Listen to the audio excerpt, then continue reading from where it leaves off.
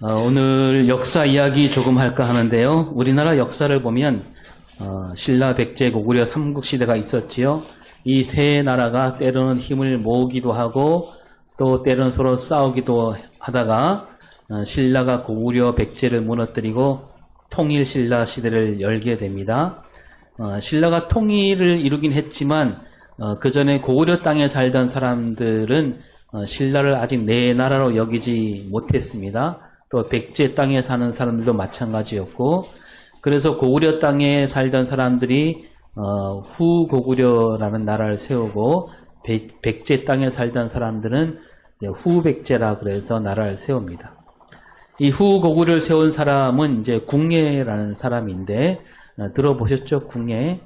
궁예는 나라 이름을 고구려라고 했다가 또 몇 차례 바꿉니다. 그리고 태봉이라는 나라 이름을 쓰게 되는데 나라를 잘못 다스린 바람에 그 밑에 있던 이 왕건이라는 장수가 궁예를 죽이고 왕이 되지요.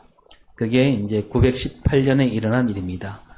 이 왕건은 나라 이름을 바꾸는데 그 이름을 뭐라고 바꾸냐면 뭐라고 했을까요? 다 아시죠? 네. 잊어버렸나요? 고려라는 나라를 세웁니다. 근데 이 왕건은 고려를 세우고 궁예와 달리 나라를 잘 다스렸고 이제 금방 힘을 모아서 그 후백제와 신라를 무너뜨립니다. 그 936년에 왕건과 고려가 후삼국 통일을 이루게 되지요. 그래서 이 왕건은 이 고려라는 나라 첫 번째 왕이 됩니다. 그러면 왕건이 죽으면 그 뒤를 잇는 왕은 누가 될까요? 네. 그렇죠. 왕건 아들이 왕이 되고 또 그 아들이 죽으면 그 아들이 낳은 아들이 왕이 되겠지요. 이렇게 고려는 이제 왕씨가 다스린 나라가 됩니다. 고려 마지막 왕이 공양왕인데 이 공양왕도 성씨가 뭘까요? 공씨예요? 왕씨죠, 그 사람도. 이 공양왕 때 근데 이성계가 나타나서 이성계가 이 고려 왕실과 귀족들이 썩었다라고 보고 여러 사람을 모아서 이 공양왕을 몰아내고 자기가 왕이 됩니다. 공양왕이 고려 34대 왕인데 그럼 이성계가 이제 왕이 되잖아요. 이성계는 그럼 고려 35대 왕이 될까요? 아니죠. 이성계는 그렇게 생각하지 않았고 공양왕을 비롯한 고려 왕실과 귀족들도 이성계를 35대 왕이라 생각하지 않습니다. 공양왕 아들이 왕이 되지 않고 이성계가 왕이 되었기 때문에 왕씨가 아니라 이씨가 왕이 되었으니까 이제 이 나라는 고려가 아닌 거예요. 고려가 아니고 새로운 나라가 된 겁니다. 이성계가 그래서 그 나라 이름을 뭐라고 지어요? 네, 조선이라고 짓게 되지요. 여러분 이 중국도 마찬가지예요. 당나라 황제가 당나라 들어보셨죠? 당나라 황제가 그 성씨가 이씨였습니다. 그 뒤에 송나라가 일어나요. 송나라는 그 황제가 조씨고 그 다음에 명나라가 나타나는데 명나라는 주씨예요. 주씨. 그러니까 성씨가 바뀔 때마다 나라 이름도 바뀌는 거예요. 새로운 나라가 되는 겁니다. 그러니까 옛날에 왕정시대는 왕이 죽으면 그 아들이 왕위를 이어받았는데 그 왕 후손이 아닌 사람이 왕이 되었다면 그것은 역성혁명이다. 성이 바뀌는 혁명이다. 그래서 그 뒤부터 새로운 나라가 되는 거예요. 오늘 우리가 읽은 말씀에 이스라엘 왕이 바뀌는 역사가 나오고 있습니다. 왕이 죽었는데 그 아들이 왕이 되지 않고 전혀 다른 사람, 집안이 다른 사람이 왕이 되는데요. 말하자면 역성혁명이 일어나게 되는데요. 그런데도 오늘 성경에는 이 일을 가리켜서 그 다음 왕이 될 때 이제는 새로운 나라다 이렇게 말하지 않아요. 그 전 왕이나 그 다음 왕이 바뀌었지만 나라 이름은 바뀌지 않습니다. 이 나라 이름이 뭐예요? 이스라엘. 예, 이스라엘이죠. 이스라엘 백성들이 애굽에서 430년을 지내다가 광야를 거쳐 가나안 땅에 들어갔지요. 그리고 여호수아가 죽고 사사가 다스린 시대를 지나서 이제 왕을 세우게 되었습니다. 하나님께서 기름 부어 세운 첫 번째 왕은 누구냐면 베냐민 지파 기스라는 사람 아들 사울이죠. 사울이 왕이 됐습니다. 그런데 이 사울 왕이 큰 잘못을 저질렀습니다. 하나님이 그 책임을 물어 새로운 왕을 세우시는데 이스라엘 두 번째 왕은 사울 왕 핏줄을 이어받은 사람이 아니었습니다. 그렇다고 그 옆에 베냐민 지파 사람도 아니었어요. 두 번째 왕은 유다 지파 이새라는 사람 아들 다윗이 이 이스라엘 두 번째 왕이 되지요. 그런데 이 다른 나라 같으면 사울 왕이 다스린 이스라엘 역사가 끝나고 이제 사울 핏줄을 이어서 왕이 되지 않으니까 다윗이 왕이 되었으니까 새로운 다른 가문 사람이 왕이 되었으니까 이제는 사울 왕이 다스리는 나라가 이스라엘이었다면 다윗이 다스린 나라는 뭔가 새로운 이름을 지어야 되지 않겠습니까? 그래야 마땅하지요. 여러분 고려 첫 번째 왕이 왕건이 태조라고 이름 지었고 또 조선 첫 번째 왕도 자기를 태조라 처음 왕이 된 사람이라고 그러는 거죠. 그러면 다윗이 왕이 되었다면 다윗도 새로운 나라 태조가 되어야 되는 거예요. 그리고 사울 왕은 이스라엘 첫 번째 왕이자 마지막 왕이어야 됩니다. 하지만 우리 성경은 그렇게 말하지 않아요. 사울은 이스라엘 첫 번째 왕이고 다윗은 새로운 나라를 일으킨 게 아니고 이스라엘의 두 번째 왕이다. 그렇게 말하고 있습니다. 왕은 사울에서 다윗으로 바뀌었지만 나라는 그대로입니다. 나라 이름은 바뀌지 않아요. 이스라엘. 사울이 왕일 때도 이스라엘이고 다윗이 왕일 때도 이스라엘입니다. 그러니까 이스라엘이라는 나라, 여기 무슨 뜻이냐면 이스라엘이라는 나라, 이 나라는 왕이 다스린 나라가 아니다 이거죠. 예, 하나님이 다스리는 나라. 왕이 누구가 되든지 이 나라는 하나님이 다스리는 나라다. 사울이든 다윗이든 하나님께서 왕으로 삼아 주셔야 그 사람이 왕이 될 수 있다는 뜻입니다. 오늘 말씀에서 하나님은 사무엘 선지자를 보내셔서 다윗에게 기름을 부어 왕으로 삼으시겠다라는 말씀이 나옵니다. 그래서 이 다윗을 왕으로 삼으시는 이 이야기 안에 이스라엘에게 대한 하나님 뜻이 아주 고스란히 담겨 있는 이야기라는 거예요.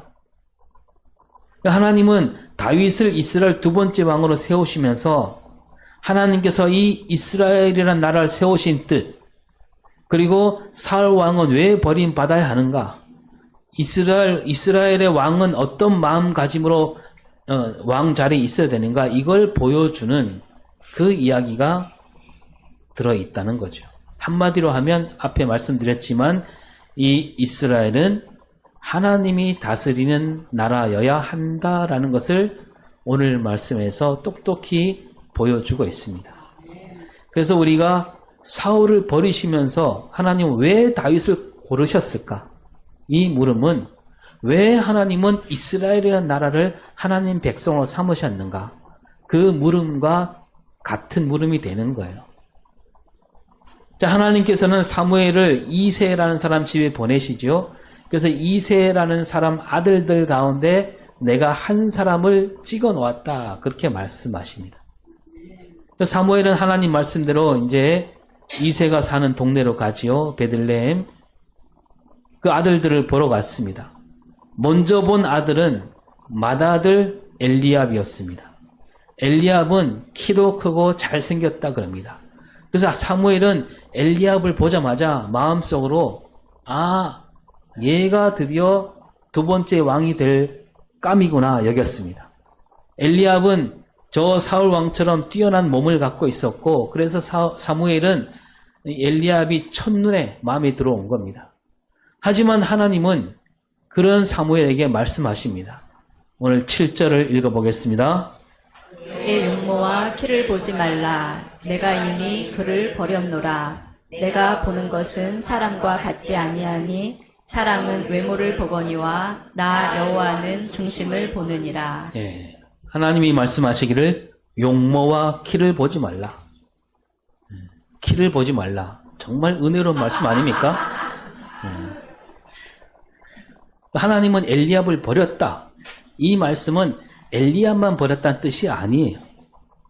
저 사울도 마찬가지로 여러분 앞에 보면 용모와 키가 뛰어납니다. 사람들은 하나같이 눈에 띄는 것, 겉으로 드러난 것, 거기에만 마음이 쏠려 있게 마련이잖아요. 요즘 말로 하면 뭐예요? 사람들은 뭘 따져요? 요즘 말로 스펙을 따지잖아요. 스펙. 이 사람이 어느 학교 나왔는가? 집안은 어떤가? 그 부모 직업은 뭐냐? 차는 있느냐? 집은 뭐 자가인가? 경력은 어떠한가? 뭐 심지어 교회 담임 목사를 모실 때도 그걸 봐요. 어쩌면 그럴 수밖에 없는지도 모르지요. 왜냐하면 사람이니까. 사람이 사람 속을 알 수 없잖아요. 뭐 저 국내라면 관심법이 있어갖고 보겠지만 그 사람 됨됨이를 제대로 알아보기 힘드니까 서류에 나타난 거 그것만 볼 수밖에 없는지도 모르지요. 그러나 그 스펙이라는 것은 그 사람이 어떤 사람인지 아는데 참고로 쓸 수 있겠지만 그것만 보고 저 사람은 이런 사람이야 라고 해서는 안 된다는 말씀이지요. 지난 주간에 이런 여론조사가 있었는데요. 우리나라 역사에서 가장 우러러볼 만한 사람은 누구인가 설문조사를 했습니다. 첫 번째가 누구였냐면 누구였을까요? 우리나라 역사에서 가장 우러러볼 만한 사람. 세종대왕? 세종대왕은 둘째였습니다. 첫 번째는 이순신 장군이었다 그럽니다.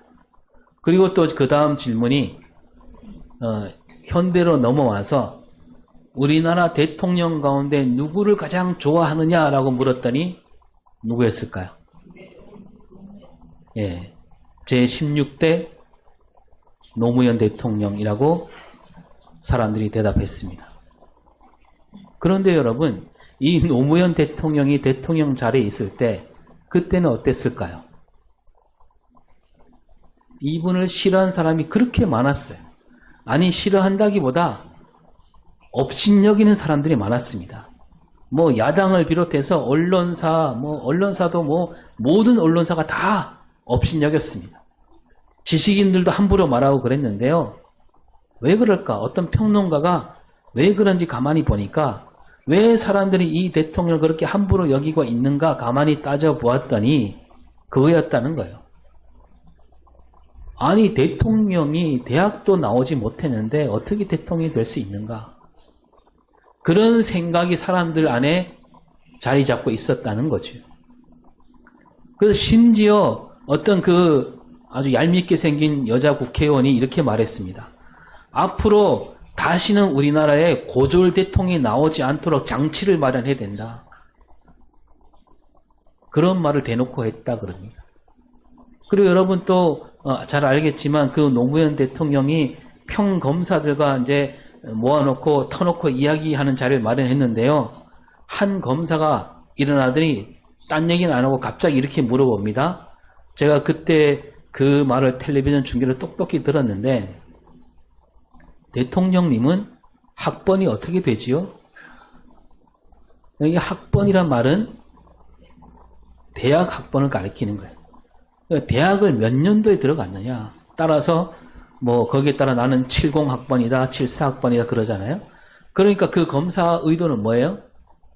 대통령 당신은 대학도 나오지 않았지 않은가. 우리 검사들은 하나같이 서울대를 비롯한 명문대 나와서 이렇게 검사가 되었다. 그 얘기잖아요. 우리 사회가 그런 사회였어요. 지금은 나아졌을까요? 그때로부터 20년 지났지만요. 아직도 우리 사회는 거기서 벗어나지 못하고 있습니다. 학력과 학벌을 따지고요. 지역을 따지고 심지어 아직도 외모를 따지고 있는 사회가 우리 사회입니다. 우리 그리스도인들은 달라야 되겠죠. 우리도 사람들과 마찬가지로 다른 사람 속을 꿰뚫어 볼 수는 없지만 겉으로 드러난 것, 그것만 보고 사람을 함부로 여기는 그런 잘못을 저지르지 않도록 우리가 늘 힘써야 되는 겁니다. 자, 이제 엘리압 뒤를 이어서 둘째 아비나답이 나옵니다. 이때 사무엘이 뭐라고 말하냐면 보자마자 그가 아니다 그럽니다. 엘리압을 보았을 때는 그가 맞다라고 생각했고 했는데 하나님께서 아니라고 하실 때 비로소 아, 제가 아니구나 알게 되었습니다. 그러니까 사무엘은 그 다음부터는 바로 알아보는 거죠. 하나님께서 아니다라고 하니까 그 말에 정신을 차리고 그 다음부터 보니까 얘는 아닌 거예요. 사무엘이 깨우친 거예요. 하나님께서 사울 왕을 버리셨다라고 했고 그걸 너무도 잘 아는 사무엘이 다음 왕을 고를 때 사울 왕과 똑같은 기준으로 생각하고 있었다는 것은 사무엘이 그때까지만 해도 아직도 자기 생각, 사람 눈으로 자기 기준으로 갖고 있었기 때문이죠. 하지만 사무엘은 자기 생각을 하나님 말씀을 듣고 바로 고쳐 먹었습니다. 처음에는 자기 생각으로 자기 기준으로 생각하다가 하면서 엘리압을 보니까 왕이 될 감이라 여겼습니다. 근데 하나님이 아니다라고 하시며 하나님은 중심을 보라고 하시니까 사무엘이 그때부터 자기 생각, 자기 기준을 내려놓고 그 사람 중심을 보려고 했던 거죠. 그래서 아비나답, 삼마 그리고 나머지 네 아들이 다 나왔지만 사무엘은 그들 모두가 여호와께서 택한 사람이 아니다 이렇게 말합니다. 하나님 말씀에 귀를 기울여서 중심을 보고자 하는 눈을 가질 수 있게 되었다는 거죠. 그래서 사무엘은 그 자기 생각, 자기 기준을 빨리 버리고 하나님 뜻을 헤아리는 그런 눈을 갖고 사람을 보고 있는 겁니다. 사무엘이 이렇게 자기를 내려놓으니까 하나님 뜻이 보였다는 거예요. 여러분, 우리 생각, 우리 기준으로 살게 된다면요, 하나님 뜻을 헤아려낼 수가 없어요. 세상을 따라가게 돼 있습니다. 세상이 생각하는 대로 따라가게 되는 거예요. 그래서 어떤 일을 하든지 우리 생각과 기준을 내려놓기를 힘써야 됩니다. 그래서 하나님께서 말씀하신 대로 생각하고 하나님께서 말씀하신 대로 기준을 정하고 그럴 때 우리로 하여 이 땅에 하나님 나라가 이루어지는 겁니다. 이새가 7 아들을 다 데리고 왔지만 그들 가운데 아무도 하나님 뜻에 맞는 사람이 없었다 그럽니다. 그런데 여러분, 이새에게는 아들이 7이 아니라 몇이 있습니까? 하나가 더 있었어요. 8이 있었습니다. 그런데 이새는 사무엘에게 말하기를 자기가 아들을 다 데리고 나왔다 그랬습니다. 그 이새 생각은 뭐였을까요? 저 막내 아들은 아직 어리고 또 형들의 견주 보니까 그렇게 이렇게 뛰어나지 못했다 그렇게 여긴 거죠. 이 어린 막내 아들은 와봐야 사무엘 눈에 찰 리가 없다 여긴 거죠. 그러니까 이새도 마찬가지로 그럴 수밖에 없지요. 아직 자기 생각, 자기 기준에 갇혀 있는 사람이라는 얘기예요. 그런 이새에게 사무엘이 묻습니다. 11절을 볼까요? 아들들이 다 여기 있느냐? 네. 사무엘이 이렇게 네 아들이 정말 여기 다 있느냐? 이 말 속에서 사무엘은 믿음이 있었던 거예요. 하나님께서 틀림없이 이새 아들 가운데 하나를 그 마음에 두고 계심을 사무엘은 굳게 믿었기 때문에 이렇게 묻는 거죠.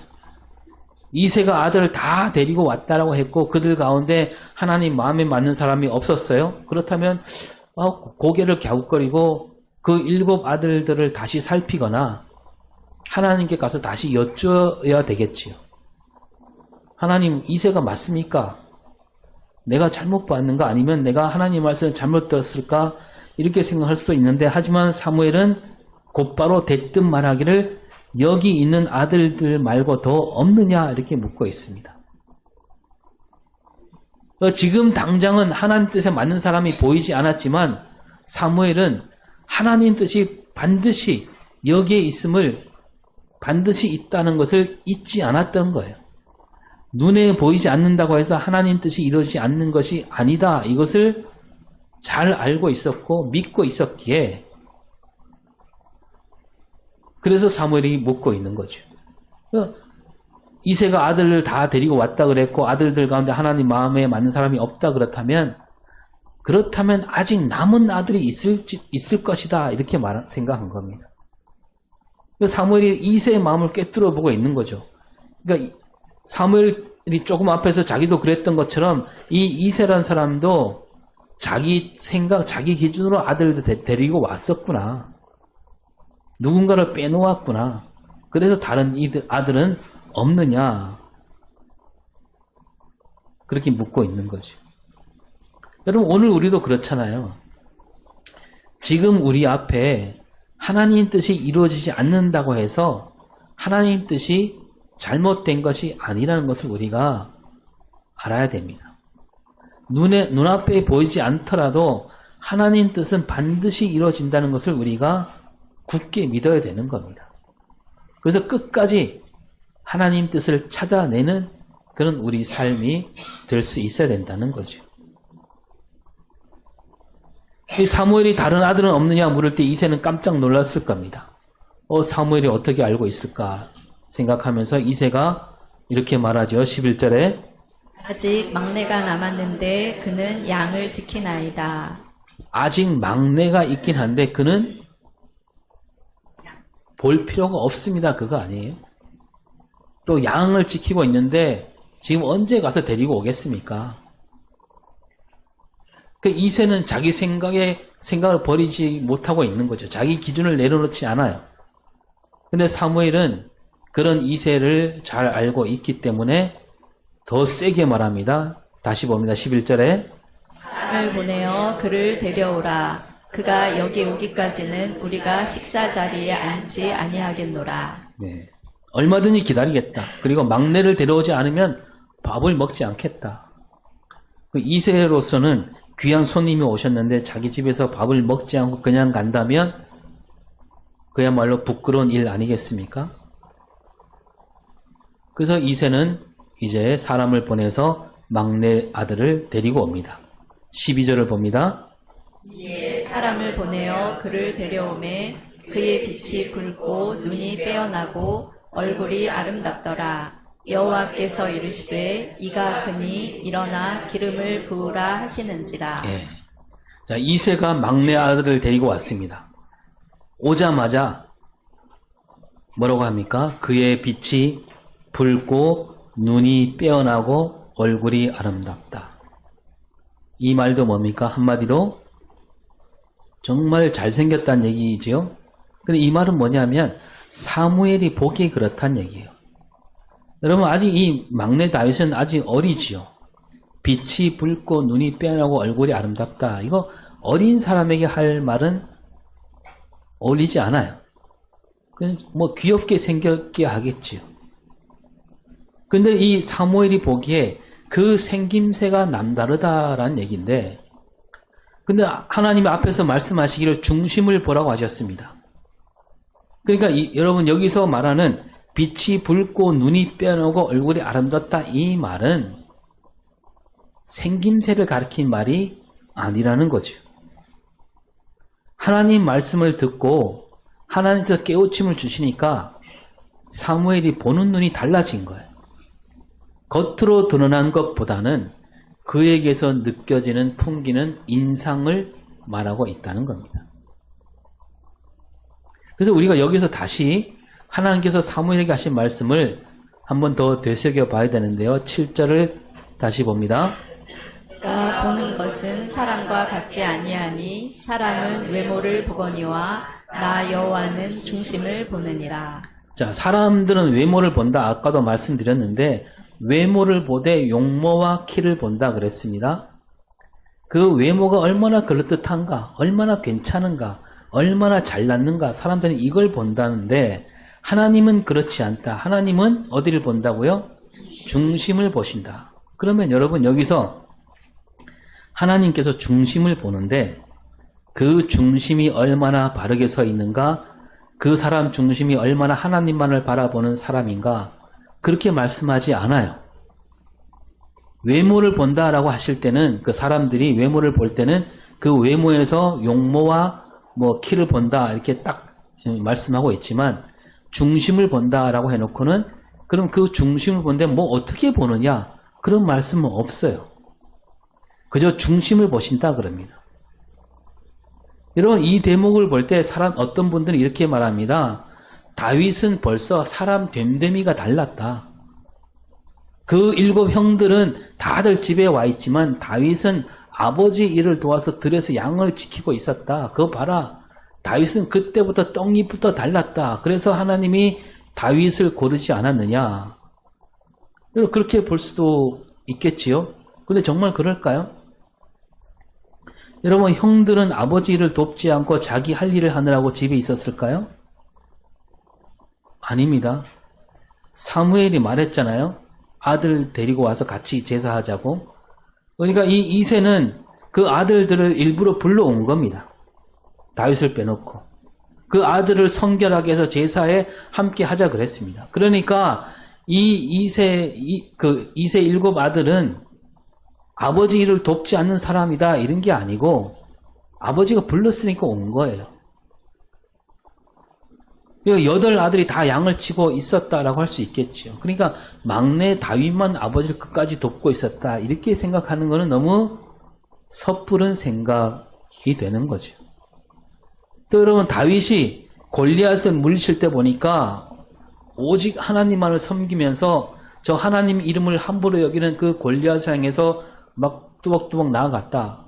하나님만을 자기 힘으로 삼는 참된 신앙이 있었다. 그래서 하나님이 다윗을 왕으로 삼으셨다. 이렇게 말하기도 합니다. 하지만 여러분 다윗이 골리앗을 물리친 이야기는 오늘 말씀 뒤에 나와요. 그 이야기는 아직 일어나지 않은 일입니다.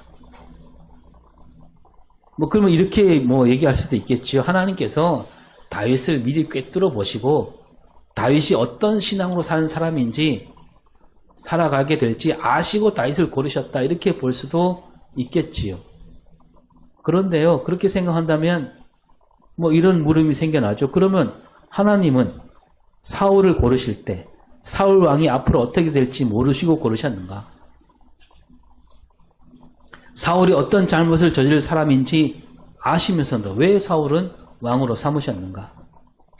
애당초 사울을 왕으로 삼지 않으셔야 하지 않는가? 하나님 왜 그러셨는가? 이런 물음이 생겨날 수밖에 없지 않습니까? 그리고 여러분 또 다윗은 또 어때요? 다윗이 먼 뒷날 자기 부하 그 충성스러운 장군 우리아를 죽음으로 내몰고 밧세바를 자기 부인으로 삼게 되는데 그럼 하나님은 그걸 모르셨는가? 그래서 우리가 하나님께서 왜 하필 다윗을 왕으로 삼으시는가? 그거 살펴봐야 됩니다. 앞에서 언뜻 나눴지만 여기에 담긴 뜻은 이거예요. 하나님은 외모를 보지 않으신다. 하나님을 중심 보신다. 이 말은요. 하나님께서 사람을 고르시되 그 사람이 이러이러하기 때문에 하나님이 쓰신다. 저 사람은 하나님 일을 하기에 딱 맞는 사람이가 들어쓰신다. 그게 아니다란 뜻입니다. 누구는 이렇고 누구는 저렇고 이거는 모두 사람들 생각이에요. 사람들 눈높이입니다. 하나님은 그렇게 보지 않으셔요. 그리고 중심이 바로 잡힌 사람만 고르신다. 그것도 아니에요. 중심을 보신다. 이 말씀은 그 사람 됨됨이를 보신다. 그런 뜻도 아니에요. 이게 무슨 뜻입니까? 중심을 보신다. 저 이 말씀을 한 주간 이렇게 깊이 새기면서 읽으면서 어떤 구절이 떠올랐냐 하면요. 예수님이 하신 말씀이 떠올랐어요. 마태복음 5장 3절 시작. 심령이 가난한 자는 복이 있나니 천국이 그들의 것임이요. 네. 하나님이 중심을 보신다 그랬잖아요.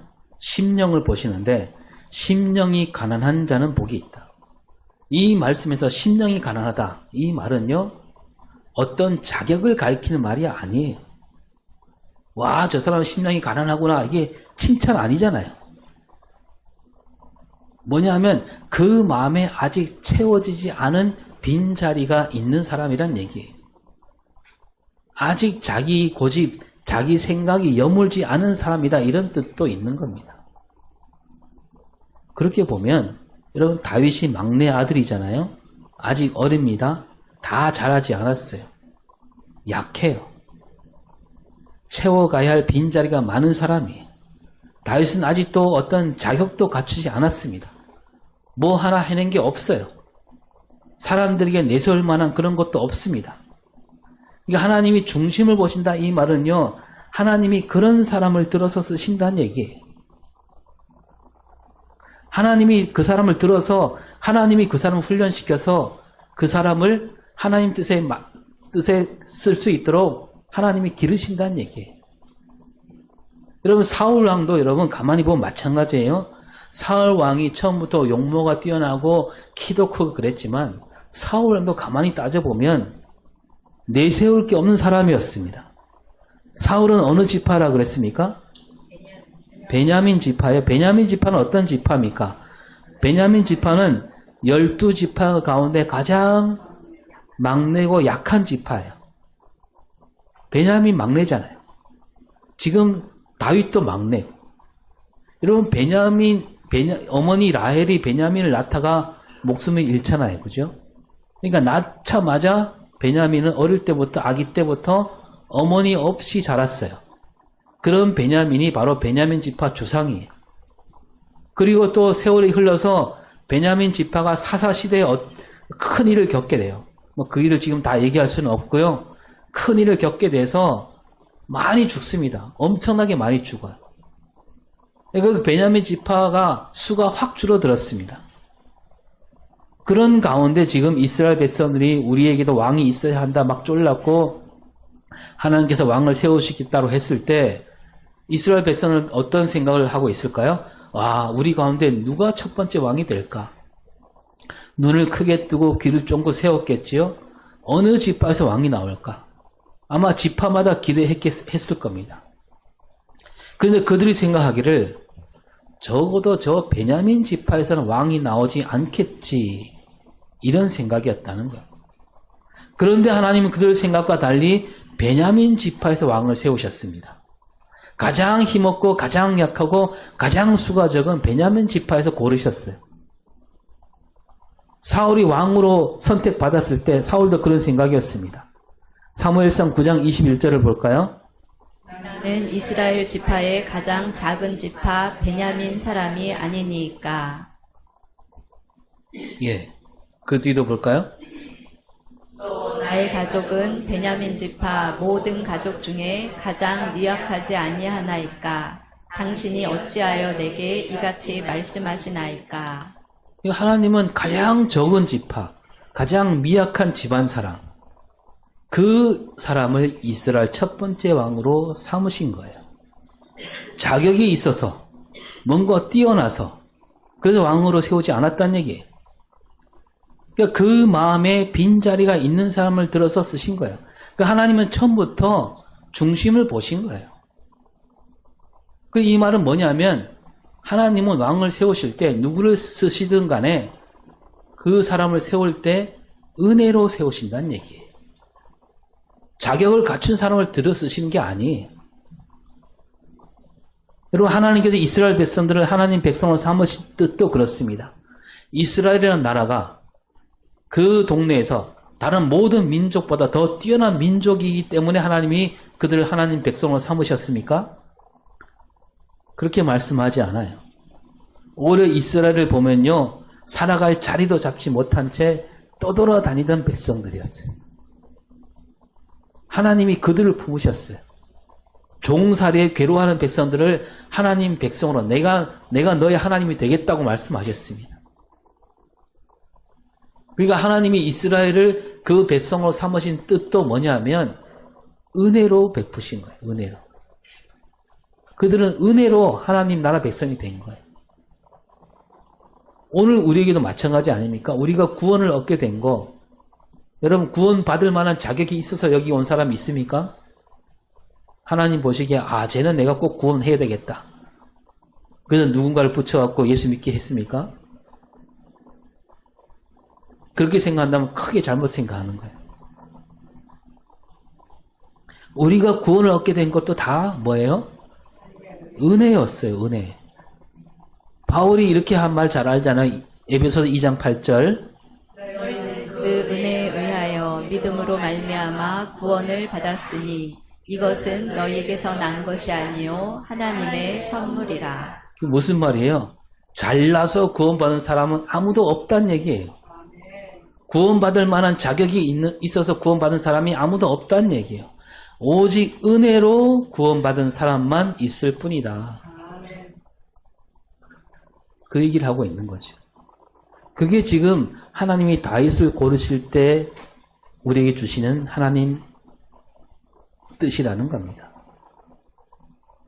그리고 이 은혜를 은혜로 여기고 그 은혜에 깊이 잠길 때 그때를 가르쳐 우리는 뭐라고 말하냐면 성령에 감동되었다라고 말합니다. 오늘 말씀 13절 있습니다. 사무엘이 기름 뿔병을 가져다가 그의 형제 중에서 그에게 부었더니 네. 그 다음 그날 이후로 다윗이 여호와의 영에게 크게 감동되니라. 사무엘이 떠나서 라마로 가니라. 네. 이새가 막내 아들을 데리고 오자 하나님이 사무엘에게 말씀하시기를 일어나 기름을 부으라. 그리고 이 막내 아들이 왕이 될 사람이다. 사무엘이 곧바로 다윗에게 기름을 부었습니다. 다윗에게 뭐라고 말할 기회도 주지 않아요. 그냥 기름을 붓습니다. 기름을 붓자 이날부터 다윗이 여호와의 영에게 크게 감동되었다. 여러분, 다윗은 자기가 왕이 될 그릇이 아니었다라는 그런 생각으로 사는 사람이었어요. 그래서 하나님께서 은혜를 베푸셔서 이제 나는 왕으로 부름을 받게 되었구나. 그렇게 여기며 살게 되었다는 얘기예요. 다른 말로 하면 하나님께 은혜를 입은 사람답게 사는 사람으로 산다는 거예요. 그랬기 때문에 그 뒤에 저 골리앗 앞에 그렇게 나아갈 수 있었던 겁니다. 사울도 은혜를 입었어요. 처음에 느꼈던 그 감동 있었지만 금방 잊어버렸습니다. 자기가 왕이 될 만했다 이런 생각에 빠지고 말았고, 그러다 보니까 하나님 말씀보다는 자기 생각을 앞세우고 자기 뜻에 갇혀서 나라를 마음대로 다스리게 된 겁니다. 오늘도 마찬가지입니다. 우리 모두가 은혜로 말미암아 하나님 자녀가 된 사람들이에요. 우리 가운데 구원받을 만한 자격을 갖춘 사람은 아무도 없습니다. 오직 은혜로 구원받았다. 여러분, 이 진리를 늘 마음에 새기며 살아갈 수 있기를 바랍니다. 그런 삶이 바로 성령에 감동되는 삶이라는 거 잊지 않고 살아가는 저와 여러분이 되기를 바랍니다. 기도하겠습니다. 하나님께서 우리를 자녀 삼아주신 그 은혜, 하나님 우리가 잊지 않게 하여 주시옵소서. 그리고 그 은혜를 감동으로 잘 이어가게 하시고, 그래서 많은 사람으로 하여 하나님 은혜에 들어오도록 이끌어가는, 은혜 받은 사람답게 살아가는 우리 삶이 되게 하여 주시옵소서. 감사드리며 예수님 이름으로 기도합니다. 아멘.